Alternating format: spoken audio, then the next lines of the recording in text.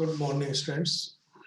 मैं doctor Vijendra Singh Tanwar, associate professor in English और वर्तमान में राजकीय महाविद्यालय गुड़ा में पदस्थापित हूँ। इस वीडियो सीरीज में जो आज का जो वीडियो है वो बीए पार्ट फर्स्ट के विद्यार्थियों के लिए जिन्होंने अंग्रेजी साहित्य विषय को चुना है और उसके पेपर फर्स्ट में जो पोएम आज जिसके एक्सप्लेनेशन जो फर्स्ट पार्ट कर रहे हैं एक्सप्लेनेशन का भी, क्योंकि काफी बड़ी पोएम है। सबसे बड़ी पोएम तो a song for saint Cecilia's day थी, जिसमें कि 63 लाइन्स थी। इसमें 55 लाइन है, 5 स्टांजा है 11-11 लाइन के। तो हम पहले 3 स्टांजा इसमें करेंगे, यानी लाइन 1 से 33 तक इसमें एक्सप्लेनेशन की बात करेंगे। तो तरुदत्त की बहुत ही प्रसिद्ध कविता है और कैसुरिना ट्री, उसका एक्सप्लेनेशन इस वीडियो में हम उसके बारे में बातचीत करेंगे। तो सबसे पहले तरुदत्त के बारे में बात कर लेते हैं। तरुदत्त जो है का जन्म 1856 में हुआ और डेथ हुई 1877 में, यानी कि सिर्फ 21 साल की एज तक ही वो इस दुनिया में रही। उसके बाद उसकी डेथ हो गई और 21 साल की उम्र तक उसने वो चीज लिटरेचर में हासिल की जिसको कि बड़े बड़े लोग पूरे जीवन में कर भी हासिल नहीं कर पाते। बहुत ही प्रसिद्ध लेखिका है, कवित्री है और इंडियन रेनेसां जो शुरुआत हुई उसकी तो बहुत ही इंपॉर्टेंट पर्सनालिटी है। उसका जन्म 1856 में हुआ एक हिंदू परिवार में। इसके पिता गोविंद चंद्र दत्त थे और वो उस जमाने में क्रिश्चियनिटी का बहुत प्रभाव था। ये 3 बहन भाई थे। तरु से बड़ी अरु, अरु से बड़ा अबजू उसका भाई और एक बहन, यानी 3 बहन भाई थे। और उसके पिता ने 1862 में क्रिश्चियनिटी को अपना लिया, यानी कि ईसाई धर्म अपना लिया। और ईसाई धर्म अपनाने के बावजूद भी, क्योंकि बैकग्राउंड इनकी हिंदू थी, तो ये अपने आप को जो हिंदू माइथोलॉजी कथाएं हैं, कहानियां हैं, उससे अलग नहीं कर पाई और उससे जुड़ी रही। इसके साथ एक ट्रेजेडी और थी कि तीनों बहन भाई एक ही हेरिडिटरी बीमारी से पीड़ित थे, ट्यूबरकुलोसिस, जिसको हम टीबी की बीमारी कहते हैं। तो सबसे पहले इसकी डेथ हुई, भाई की डेथ हुई। फिर 1868 में वो और ये दोनों बहनें और उनके पिता यूरोप के टूर पर गए और वहां पर उनको फ्रांस में, इंग्लैंड में जाने का मौका मिला। फ्रांस में भी फ्रेंच भाषा सीखी इन दोनों बहनों ने और काफी मास्टरी उस पर हासिल कर ली। इतनी मास्टरी की फ्रेंच की ट्रांसलेशन भी कर सकती थी, यानी कि काफी मेहनती और टैलेंटेड लेखिका थी बचपन से ही। क्योंकि जवानी में तो 21 साल की उम्र कह ही नहीं सकते कि उसने कुछ हासिल किया होगा। तो उसकी जो रचनाएं हैं उसमें एक आकर्षण है, एक चार्म है जो कि हर युग में रहेगा और इसीलिए युग युगों तक उसको पढ़ा जाएगा। उसने केवल कविताएं नहीं लिखी, नॉवल भी लिखा, ट्रांसलेशन भी की और न जाने क्या क्या की। बहुत ही टैलेंटेड थी और उसके बावजूद भी कि परेशान थी, बीमार थी, सब कुछ थी, फिर भी काफी कुछ रचनाएं वो छोड़कर गई है। जो उन्होंने फ्रेंच की जो रचनाओं को, फ्रेंच वाली जो रचनाएं थी उनको जो इसमें इंग्लिश में ट्रांसलेट किया कि उनके पोएम को, तो वहां के जो क्रिटिक थे उन्होंने कहा कि अगर इतनी बढ़िया ट्रांसलेशन है, अगर हमारी फ्रेंच पोएट्री गुम भी हो जाए तो हमें कोई दिक्कत नहीं, क्योंकि हम इससे वापस उनको इंग्लिश में ट्रांसलेट या फ्रेंच में ट्रांसलेट कर लेंगे। इसकी रचनाओं में ये दिखाया गया कि उस जमाने में, यानी 19वीं शताब्दी के अंतिम क्वार्टर में क्या क्या सामाजिक और आर्थिक बदलाव आ रहे थे, साहित्यिक बदलाव आ रहे थे। केवल यूरोप में ही नहीं बल्कि इंडिया में भी वो भी देखने को हमें मिलता है। यानी ये बहुत ही वेल वर्स्ड लेखिका थी। इसको French, German, Sanskrit, Bengali, English सभी भाषाएं आती थी। इसने केवल फ्रेंच पर ही या इंग्लिश पर ही लिखा, बल्कि इंडियन जो हीरोज और हीरोइंस हैं, थीम विषय वस्तु, उन पर भी काफी कविताएं लिखी है। जैसे सावित्री, सत्यवान है, सीता, लक्ष्मण, ध्रुव, एकलव्य, दशरथ, प्रहलाद, हिरण्यकशिप, इन विषयों पर भी उसने काफी कविताएं लिखी है। इसको हम नाम देते हैं कि सीप ग्लीन्ड इन संस्कृत फील्ड। सीप और पुली, कलेक्शन ऑफ समथिंग, जो कि संस्कृत लिटरेचर में ये पर्सन आते हैं। बाद में उसी इन सब चीजों को नाम दिया गया ancient ballads and legends of Hindustan. और ये पोस्टहुमसली का मतलब होता है मरणोपरांत, मरणों के बाद 1882 में प्रकाशित हुई। और इसकी इंट्रोडक्शन एडमंड गोस, जो कि बहुत नामचीन या के लिए प्रसिद्ध लेखक थे, उन्होंने लिखी। और उन्होंने लिखा, literature has no owner which need have been beyond the grasp of a girl who at the age of 21। Literature में कोई ऐसा सम्मान नहीं है जो कि इस छोटी सी लड़की जो कि 21 साल की एज में in languages separated from her own by so deep a casual, कि जो उन भाषाओं में जो कि उसकी भाषा से बहुत दूर, जिनमें खाई है कली मतभेद है, मनभेद वाली भाषाएं हैं, क्योंकि अंग्रेज हमारे मालिक बन गए थे और हम गुलाम थे उस सेंस में। Had produce so much of lasting worth, उसने उन भाषाओं में, यानी कि जो उसकी मदर बटन नहीं थी बल्कि दूसरी भाषाओं में, इतना जबरदस्त लिखा जो कि हमेशा जिसकी वैल्यू बनी रहेगी। उसने नॉवल भी लिखी, कह सकते फर्स्ट ऑर्डर की कवित्री थी। अब बात करते हैं कविता की। जो आवर कैसुलिना ट्री है, ये one of the most famous poem है तरुदत्त की, और ये भी लोटस की तरह ऑलमोस्ट ऑल एंथोलॉजीज में इसको स्थान मिलता है। एंग्लो इंडियन पोएट्री जहां भी पढ़ाई जाती है वहां पर इसको लगाया जाता है। ये 1882 में जो उसकी एंथोलॉजी पब्लिश हुई थी, ancient ballads and legends of Hindustan, उससे ली गई है।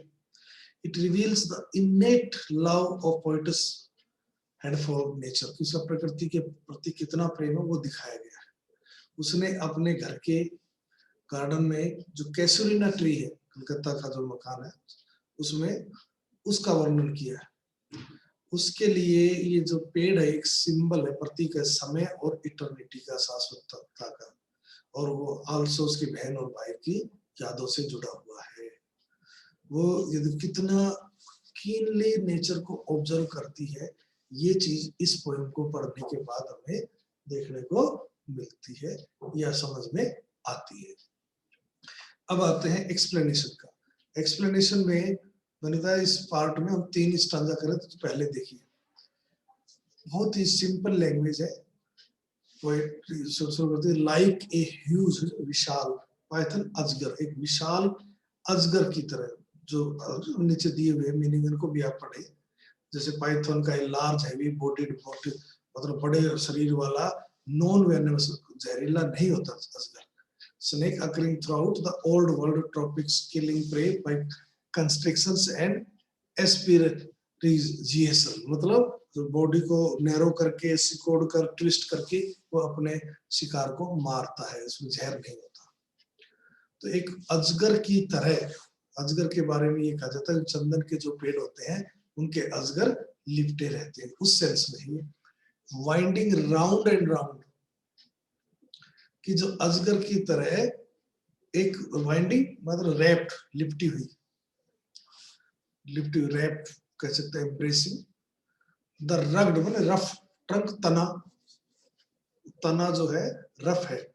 इंडेंटेड मतलब ऊपर खाड़, उस पर कह सकते हैं खरोचे हैं, डिवाइडेड एज्ड, जिगजैग उस लाइन में, with deep with scars, scar खरोच मारी हुई है, कट मारे हुए हैं उसके तने पर, उस तने के लिपटा हुआ है अजगर की तरह। क्या लिपटा हुआ? Up to its very summit near the stars, summit और शिखर, टॉप, और उसका तने के टॉप जो कि लगभग आसमान में तारों तक ऊंचा है, उसके कोई चीज लिपटी हुई है। क्या है वो? एक क्रीपर क्लाइम्स, क्रीपर होता है लता, बेल, एक बेल अजगर की तरह पेड़ के तने के लिपटी हुई है, और ये ऊपर तक लिपटी हुई है, उसके टॉप तक लिपटी हुई है, और जो तना है उस पर काफी क्रोच और निशान है।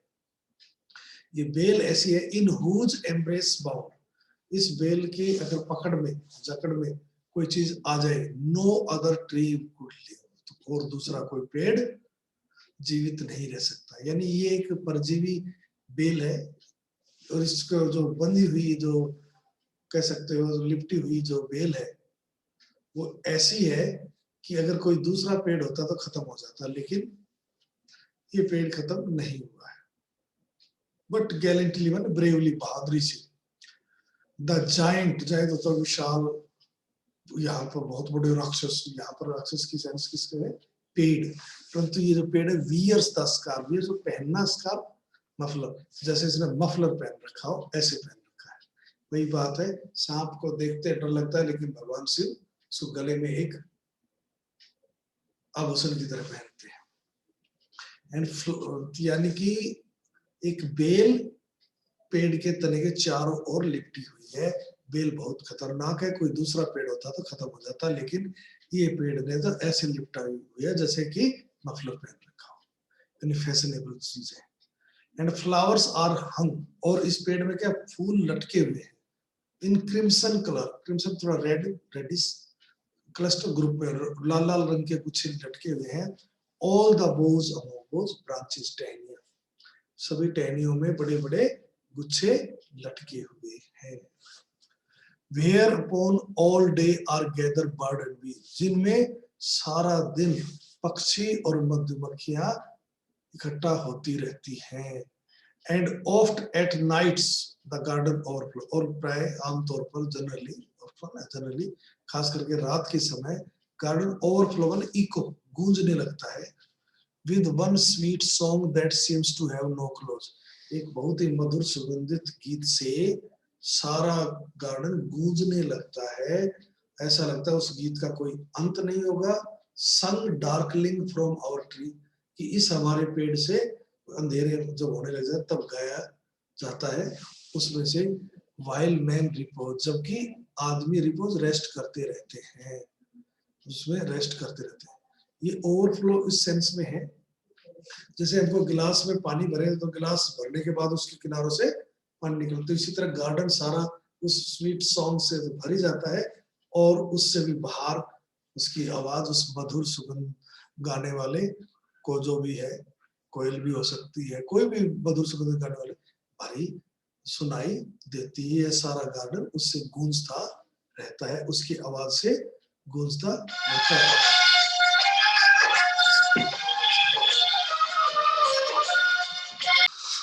तो हम देखते हैं जो हमारा जो पहला जो स्टांजा है और कैसुरिना ट्री का, वो पेड़ की इमेज के साथ शुरू होता है, ये बिगिन करती है कविता, कवित्री, और पोएट को याद आता है कि वो किस प्रकार एक क्रीपर यानी लता बेल ने अजगर की तरह उसके तने को घेर रखा था, और इतनी टाइट पकड़ रखा था कि उसपे कुछ खरोंच या निशान उसके तने पर लग गए थे। और कवि आगे कहता है कि और कोई दूसरा पेड़ होता तो वो इससे जीवित ही नहीं रह पाता। इसका मतलब ये जो पेड़ है ये वास्तव में बहुत ही मजबूत पेड़ है, ताकतवर पेड़ है। और जो ये जाइंट जो वर्ड यूज किया है विशालकाय पेड़ को, ये इसलिए कि इस छोटी मोटी चीजों से ये बिल्कुल भी नहीं घबराता।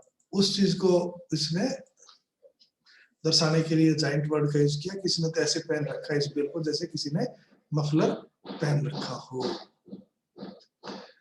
और इस पेड़ के पास जो टहनियों में लाल रंग के फूलों के गुच्छे लटके हुए हैं, और उन गुच्छों में, पत्तियों में, टहनियों में सारा दिन पक्षी और मधुमक्खियां आती रहती हैं, बैठती रहती हैं।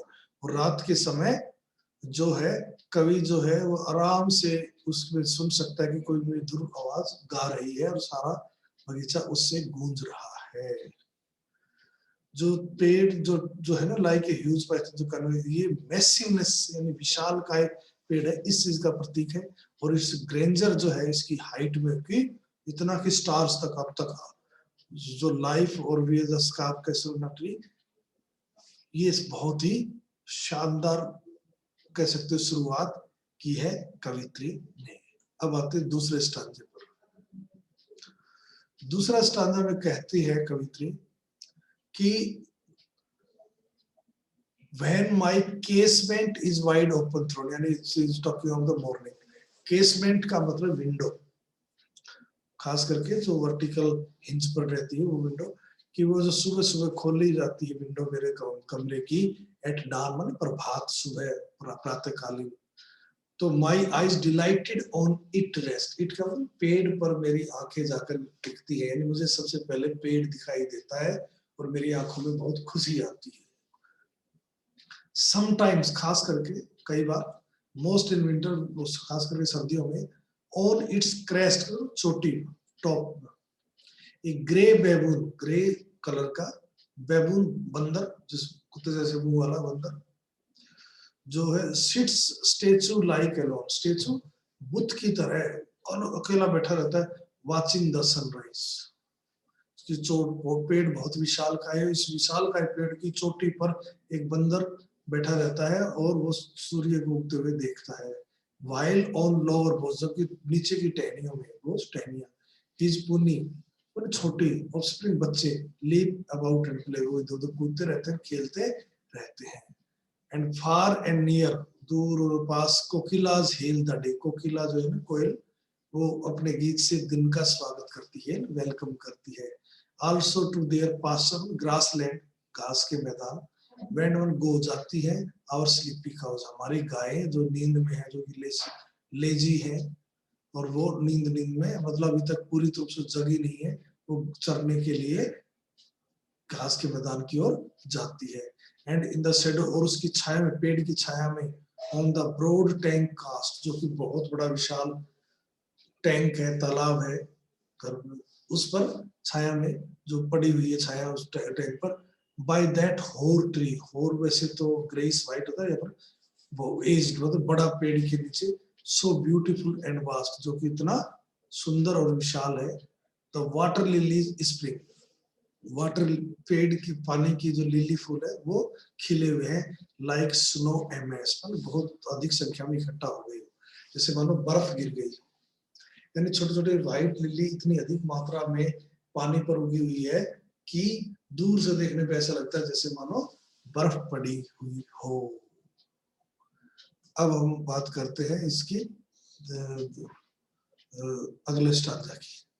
जो सेकंड स्टांजा जो है कैसे, इसमें जो डिटेल्स, जो एक्सपीरियंस का जो वर्णन किया गया, जिससे वो कवियत्री बहुत खुशी मिलती है, वो सुबह उठती पेड़ देखती है, खुश होती है, और फिर बड़े ही उसका सीन सीजन के साथ बदलाव बताती है कि सर्दियों में तो एक उस पर बंदर बैठा रहता है ऊपर चोटी पर, और नीचे उसके बच्चे खेलते रहते हैं और वो सूर्य को देखता रहता है, और दिन में उसका जो कोकिला है यानी कोयल है, उसका वेलकम सॉन्ग गाती है, स्वागत कर रही है दिन का, और उसने देखा कि किस प्रकार गाय जो है अपने घास के मैदान में जाती है, और वाटर लिली किस प्रकार उस पेड़ के, उस तालाब के ऊपर उगे हुए हैं, और ऐसा लगता है जैसे बर्फ सारी इकट्ठा हो गई हो।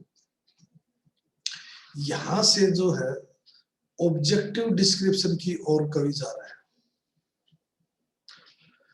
ऑब्जेक्टिव के था शुरू में, फर्स्ट स्टांजा में सारा की पेड़ कैसा है, और फिर उसने अपना मैं खुश हो जाती है बताया, इसका मतलब ऑब्जेक्टिव से सब्जेक्टिव यानी पर्सनल उसकी और कवित्री आ रही है। जो ऑब्जर्वेशन की और जो सिलेक्शन इंस्टिल जो पोएम के अंदर है, बहुत ही हमारी रुचि पैदा करती है। जो बैबून है यानी वो है, कोकिला है, काय है, ये सब चीजें ये दिखाता है कि कवित्री कितना माइन्यूटली एक एक चीज को एग्जामिन करती है। अब हम करते तीसरा स्टांजा। अब कवित्री कहते हैं but not because of its magnificence, माने ब्यूटी, मैग्निफिसेंस सुंदरता, भव्यता, मैजेस्टी, केवल इसकी सुंदरता के लिए नहीं, डियर माने प्रिय है, is the casuarina to my soul, जो कैसुरिना पेड़ है वो केवल मेरे को इसलिए प्रिय नहीं है कि भाई वो उसका बहुत ही भव्य का वो है पेड़ है, इसलिए नहीं है, भव्य है केवल इसलिए प्रेम, वो इसको मेरी आत्मा को अच्छा लगता है, ऐसी बात नहीं है, यानी भव्य के कारण तो लगता था, लेकिन और भी कारण है। क्या कारण है वो बहुत इंपॉर्टेंट है। वो कहती है beneath it we have played, beneath नीचे, इस पेड़ के नीचे वी बहुत इंपॉर्टेंट है, वी का मतलब कवित्री और उसके साथी यहाँ पर कौन है, उसके भाई और बहन। हैव प्लेड की मैं और मेरे भाई और बहन हम इस पेड़ के नीचे खेलते थे। 2 years में रोल पास गुजर जाएंगे, हो सकता है साल बीत जाए। O sweet companions loved with love intense, जिनको बहुत ज्यादा प्रेम करती थी। फॉर योर सेक्स, तुम्हारे लिए। Sell the tree we ever dear, ये पेड़ हमेशा मुझे प्रिय रहेगा। यानी कि वो अपने भाई और बहन को याद करती है कि किस प्रकार वो अपने भाई और बहन की कंपनी में उनके साथ इस पेड़ के नीचे खेलती थी। जब ये सब चीजें याद आती है तो उसको वो इमेज, वो तस्वीरें याद आ जाती है। Blend with your image, blend और मिक्स्ड, उसमें सब चीजें आपके इमेज के साथ मिक्स हो जाती है। It shall arise in memory, मेरे यादों में वो सब सीने याद सीन्स आने ताजा हो जाते हैं। Till the hot tears blind mine eyes, जब तक कि मेरी आंखों से दुख के कारण आंसू नहीं आते और वो उसको अंधा कर दे, मुझे देखना बंद नहीं हो जाता।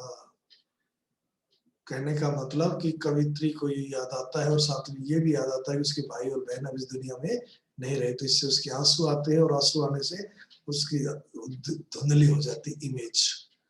अब कवित्री कहती है व्हाट इज दैट डिर्ज लाइक मरमर, डिर्ज माने फ्यूनरल सॉन्ग, शोक गीत, किसी की मौत पर गाया जाने वाला गीत की तरह। मरमर क्या है, दैट आई हियर, कवित्री को ऐसा लगता है कि उनकी मौत पर पेड़ भी दुखी है, वो भी अपना दुख व्यक्त कर रहा है, इसलिए वो इसको डिर्ज लाइक मरमर कहती है। Like the sea breaking on a shingle beach, shingle beach गोल पत्थर तट पे रहते हैं, उन पर जैसे पानी की लहरें टकराती रहती है, आवाज होती, वैसी आवाज आ रही है। कि क्या है, फिर वो कहते, खुद ही जवाब देती है, it is the tree's lament, ये कवि का एक्सप्रेशन ऑफ सोरो है। लेमेंट एक्सप्रेसिंग सोरो, दुख का अभिव्यक्ति है। An eerie speech, eerie strange and frightening थोड़ी सी स्पीच है। That happily, perhaps happily by chance, to the unknown land में रीच, तो शायद जहां पर आत्माओं को शांति मिलती है, जहां आत्मा रहती है वहां पहुंचे और उनको ये शायद तसल्ली दे या शांति देगी, इसलिए कवि ने ये इस्तेमाल किया है। तो अब देखिए इसका, इस थर्ड स्टांजा में the speaker turns more subjective in memory, बहुत ज्यादा पर्सनल हो जाती है, एसोसिएटेड विद द ट्री, खास पेड़ से जो चीज जुड़ी हुई है उनको लेकर। She comments on why the tree will remain dear to her always, वो बताती कि क्यों उस पेड़ हमेशा उसको प्यारा रहेगा। बिसाइड्स द मॉर्निंग, के अलावा, सुबह सुबह का जो आनंद देते उसके अलावा, the tree reminds her of the time she played with her siblings, जो वो अपने बहन और भाई के साथ खेलती थी वो सब याद दिलाता है पेड़। The tree blended with the memory of them, वो यादें उनसे जुड़ जाती है पेड़ के साथ। Gives her the image of the intense love they shared living the poet in tears, तो उसको याद होगा एक दूसरे से कितना प्रेम करते थे, अब इस दुनिया में नहीं है, तो कवित्री दुखी हो जाते हुए आंखों से आंसू आ जाते हैं। The poet mourns for those departed souls as she thinks down the memory lane, वो जब यादों की लेन याद करती है तो उसको थोड़ा सा दुखी तो होता ही है। And she imagines that the tree shares her loss, उसको ये भी लगता है कि पेड़ भी उसका दुख के साथ सहानुभूति रख रहा है। which she hears as dirge like murmur resembling the waves breaking on a pebble beach, जैसे कोई गोल पत्थर वाले किनारे पर लहरें टकराती वैसा आवाज उसको सुनाई देती है। जो कवित्री है इसमें एफर्मन जोर देकर सिद्ध करती है कि ये बहुत ही डियर है पेड़ को, not because of its magnificence, केवल उसकी भव्यता के कारण नहीं, but for the memories of her childhood beneath the Bhoj of that tree with her beloved companions, वो यादें जुड़ी हुई जब अपने साथियों के साथ, इन बहन भाई के साथ इसके नीचे खेलती थी। It has many many years now, बहुत साल बीत गए, but she gets energy from her sweet childhood memories beneath the tree, उसको एनर्जी उत्साहवर्धन मिलता है इस पेड़ों की याद से। The tree is ever dear to her and capable to fill her eyes with tears, बहुत प्यारा है और हमेशा उसको याद दिलाकर आंखों में आंसू ला देता है। Many years passed, बहुत साल बीत गए, but still she hear the murmur like sound from the boughs of the trees like a sea breaks on pebbles in the bank, समुद्र के किनारे पर गोल पत्थर पर समुद्र की लहरें टकराती वैसी आवाज उसको सुनाई देती है। या it is the sad murmur from raised bye it's branches that may reach far out, शायद ये पेड़ का द्वारा व्यक्त किया दुख है शायद हो सकता है उस लैंड तक हो जाए जहां पर आत्माएं जाती हैं, रहती हैं। Thank you very much.